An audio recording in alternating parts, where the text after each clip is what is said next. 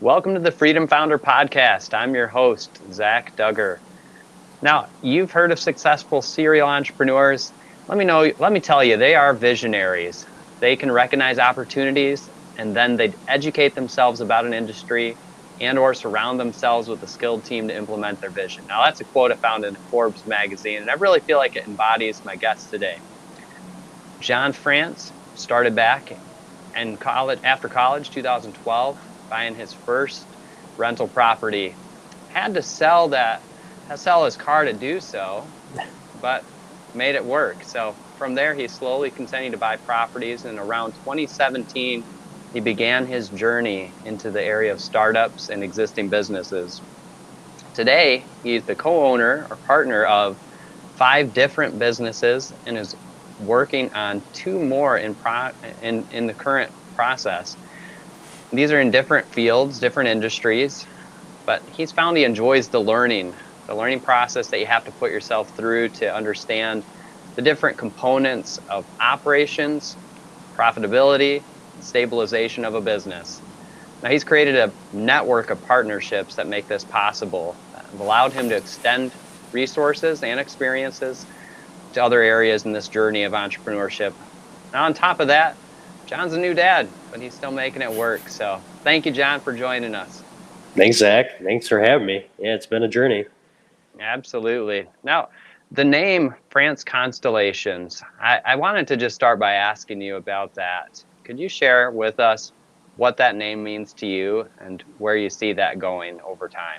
Yeah, it took me a while, but I dabbled with names, long story short, Sure. and that kind of just stuck with me because the partners I have, it's an array of different partners, personalities, and Yeah. industries that I'm in. So that came to fruition of constellations.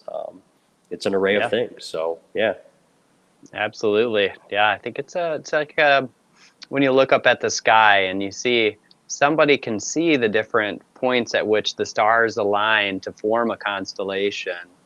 And that it does also relate to that visionary of an entrepreneur, and especially someone who sees multiple different opportunities and the possibilities that they contain. So, Exactly. No, yeah, I would say coming up with a name is always a fun part, but when you figure it out and it clicks to you, you stick with it. So I think you've gotten a great name for what you're doing today. So let's just go back though a little bit further. So back 2012, you got out of college, you're working in a warehouse. Did you have aspirations of becoming an entrepreneur? Or where was your mindset at that point yeah, in your life? yeah. So I actually rewind a little bit. I did Cutco back in the day, Cutco knife Okay. sales for Yep. about 5 years before that Yep. during college, and Okay. so between that, which was commission based, and doing college, one day I realized, I can't keep chasing my tail for a check, but I've always had this dying desire to do something of my own. Yeah. But I also understood I had to pay bills. Yep. So I accepted Hmm. that, and I started with Spectrum Health. Yeah. A little bit after Cutco days, and eventually I was like, I'm going to read Rich Dad Poor Dad, Okay. and that was the book that got me started with my mindset of what I do today. But yeah, I had a when I found this 3 unit in West Michigan in Grand Rapids here. Yep. Um, it was a weird time because everything was such a lower price than what we're used to right now. Right. Um, and I remember that day very well because it took me 6 months to close on that 3 unit, which is a long time. Even my Right. lender was asking me if I knew what I was doing. No. Yep. Told me I had to sell my car, and I said, well, how's that going to work? Because I need to go to work. But you Right. figure out what you got to do, and you do what you have to do to make things happen. So luckily, my parents were awesome enough to let me borrow a car out temporarily and Yep. figure those journeys out. But eventually closed on it, and from there, I just kept buying just one property a year Yeah. of what I could do on a part time, almost full time uh, pay. Yep. But that's where it taught me a lot. I self managed my properties for 2 years. Yep. And I can admit I'm not a handy person at all. But my dad one day threw the paper at me and said, "Hey, look, here's a property management job. You like real estate? You should probably learn more of the ins of what you're doing." So in Yeah. 2014 is when I started my journey in a property management field on a nine to Okay. five job. Yep. So yeah, Okay. So you found that even though you didn't really know much about real estate and real estate investment, and you saw that opportunity, you were reading a book that was talking about your mindset and investing in yourself, but also investing in assets. So you had to figure out how this whole process worked, even when people were telling you or even asking you, "Do you know what you're doing?" right. Like the lender that you were working with. But And that's the fun part, though, is yeah, no one knows all the time of what they're doing, but yeah, that's what you do is you make mistakes and you learn from them. So yeah, yeah, absolutely. What I've seen, though, is some people have a fear of making mistakes and being willing to step into an area that's unfamiliar. yeah, What do you find has helped you be able to take on things that are unfamiliar and learn new information to make it so you can be successful in those areas? yeah. The main thing for me is just being open minded. Okay. Um, I think it's easier said than done because you have a lot of variables, like you said, that kind of come in place. You get, your friends and family of influence that can Hmm. change your mind, but being open minded and being able to learn new things is easier said than done Yeah. because you're making failures, and if it's your dollar and your time, Yep. you're trying to be precious with that. But that's the main thing is being open minded for me. Yeah. Okay. So being open-minded, being willing to Take consider, some risk as yeah, well. take some risks, consider the Yeah, opportunities. I mean, you could have easily told your dad, "Nah, I don't really want to explore that. I can do so. I'll figure it out. I'll read some more books." right. When he threw the paper at you, but yet you took that as a good opportunity to Yeah. learn and grow about the area of property management and develop some skills in that area.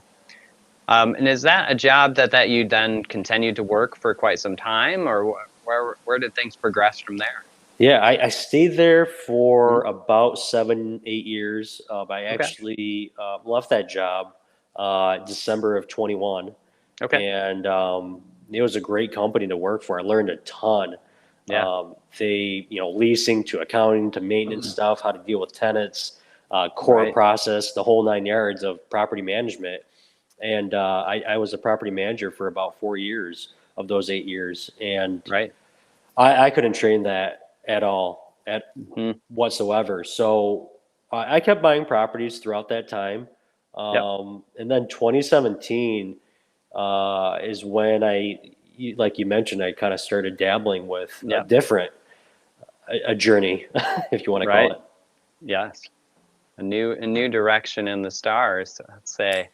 So Yep. talk about what that started out like, because I mean, you had been in the area of real estate investment, now working for a property management company, learning that skill set, but still had that desire, that inkling on the inside for something else as well. So you started to look and pursue and consider what brought you to that first opportunity around 2017. Well, it started with a failed startup, actually. Okay. Me and a few friends, we were trying to do this image consulting business called Styler in Yeah. 2017, and we worked on it for a couple of years, actually. Yep. But that was the learning part. Was I was quiet. I didn't know to speak up your opinion. When Yeah. you're a partner and an owner, you have to speak your mind. Um, and some conversations can be tough. Yep. But I luckily from that startup, even though it didn't work out, I was still friends with all of them. But one of the partners, I actually became. He came to me and said, "Hey, I want to open a salon Yep. in this area." And I told him I don't know anything about hair Yep. except I need a haircut every 30 days. And he laughed Yep. at that, but he said, I don't need that help of running it. I need the help of fundraising and doing the back end of the legal part of it and the financial and the accounting. And all the other moving parts that a lot of people forget about a business. Right. And so that's where my journey started. And not even knowing that would become what I do today still. Right. Yeah. And do you still get your hair cut every 30 days? I do. Yep. At the same salon. We actually just expanded it last summer. Okay. So it's been a fun time. Yeah, no, absolutely. I see you expanded the salon, but also continued to look at new development opportunities. I know from being there myself that within that same space, you had the opportunity to look at, well, what could we do with this additional space we now have, because you had Yep. purchased that portion of the building. So what did you end up doing with that space? And it's so different than hair or a salon work. So It tell me about is that. much different than hair. Yeah. So we made it into, just to start with, it's sip coffee and cocktails. Hmm. Coffee by day, drinks by night, but we are now doing drinks during the day. And that started when, because we were renting our space for a while. Yep.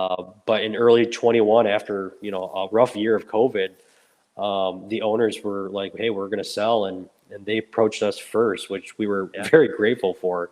But Yeah. that was another learning curve. Was we were like, well, we don't have the capital, but Right. we found some friends that were very interested, and we made it happen. But like you said, we were like, well, what do we do with this space? And it Yeah. used to be an old Metro Health Hmm. office space, and that was our first learning experience with construction renovations.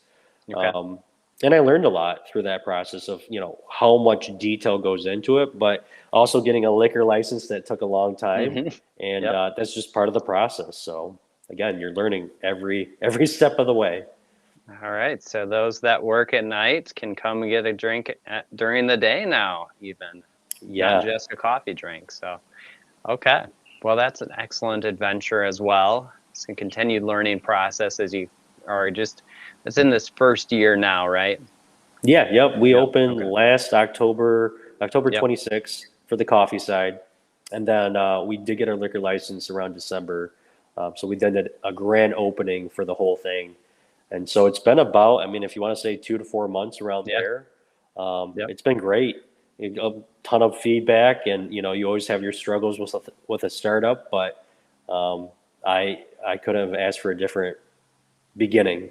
Yeah. No, absolutely. So that combines that space. So you have the salon, you have sip coffee and cocktails.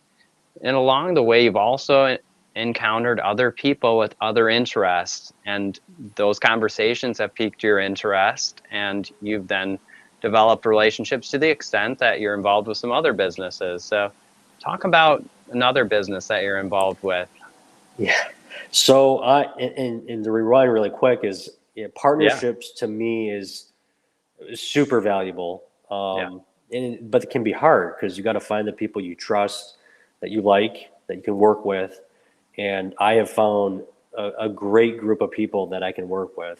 So yep, it's not just me, that's for sure. I always, highly value who I'm working with.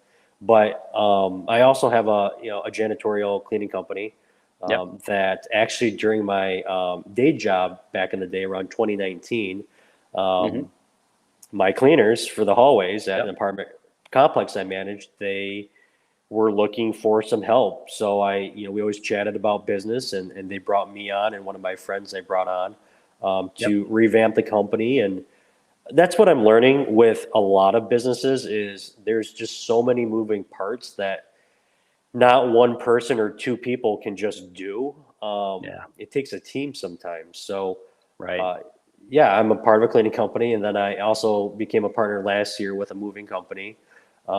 Casey Moore, he's the main partner of that, and he's young, ambitious, and he knows what he's doing. He's built this thing from the yep, ground up in less than a year almost. So right, kudos to him. And that's the thing is you're looking for people that you can work with, and that can go in a long rabbit hole of ways of talking about that.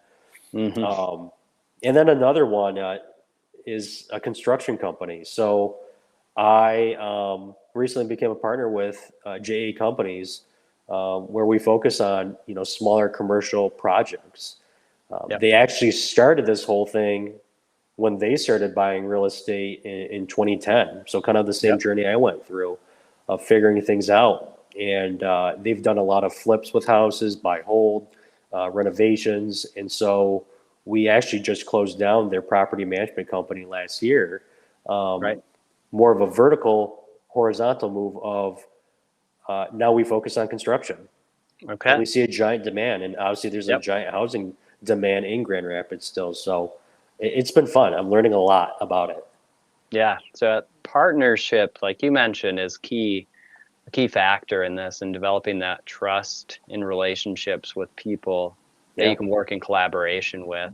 I think you said it early on with the first foray into a business and Styler that you were learning that how to work in collaboration with one another. Maybe you didn't speak up with some, but out of that, there's a person that you continued in business together with Urban Johnny's and then Sip Coffee and Cocktail, and you continue to expand those relationships and develop those networks. I think that's an impressive part of being a serial entrepreneur is someone who's open to take those risks, but also willing to take those in collaboration with people that they've grown to trust and know they can collaborate with. I think that's a key fact you have developed in your skill set there, John. And it goes back quick too of being open minded. Like I said Yeah, before, is if you aren't, your blinders are on, and so you're yeah, not taking in to what everybody else is saying, and you have to listen to everybody. Doesn't mean you have to yeah, do what they're saying, but it's good to listen to what everyone's opinion is. yep, absolutely. And you also, as part of France Constellations, do some business consulting as well. So you're able to not just come alongside people and become a co-owner or partner in a business, but you'll help individuals or groups that are working on their own business venture, or maybe they're getting stuck at some points and do provide some consultation, correct?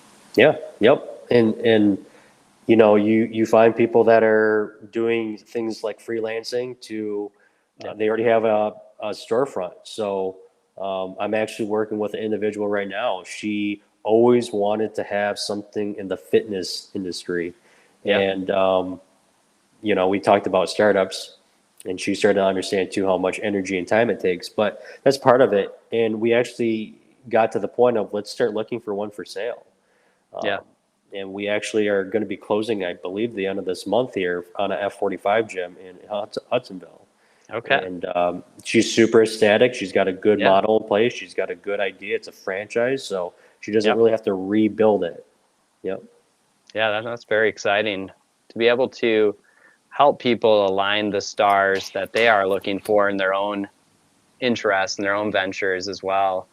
So, I mean, that's what I really like about you is that it's not just about you and building your empire or your personal amass of wealth. It's creating opportunities, not just for yourself, but also with other people and for Right. other people. I think that's a great example that you just described. Someone who's always wanted to be a business owner in the fitness industry, to be able to come alongside and help that person to achieve that goal, that's a dream come true. It is, and that's the thing. You can't be. You can definitely do things on your own, Yep. but having those relationships, one, it's nice. It's fun when you're a team. Yeah. It's better. You can celebrate with the other people Yeah. besides Yeah. yourself. So, absolutely. Yes. Yeah. You can come alongside. You can share, collaborate, share in the joys and the challenges. You don't carry the full burden on yourself. So, way to go with that. I think that's an impressive work that you've started and continue to build upon. So I do want to make sure I ask a question that I ask all of my guests is that if you were to be handed $1 million today, what would you do with it and why? So No I strings actually, attached. yeah, I'll say something else really quick. I kind of live by Yeah. this thing of if somebody said that, like, I'll give you $1 million tomorrow, would you take it? I'd say yes. But if somebody said, I'll give you 10 million, but you can't wake up tomorrow, would you take it? Obviously, my answer is going to be no. So, it Right. sounds something cliche and simple, but Sometimes the money's not the only thing.